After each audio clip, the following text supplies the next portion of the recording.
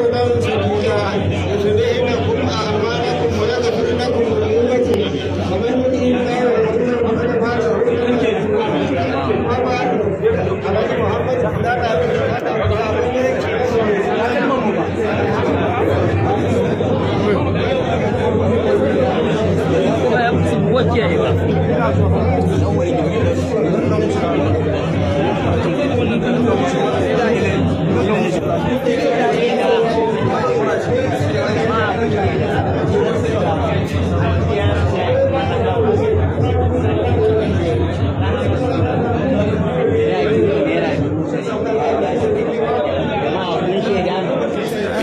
tarihin duniya na lura da so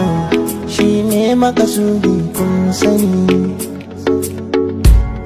alami da lisani warraka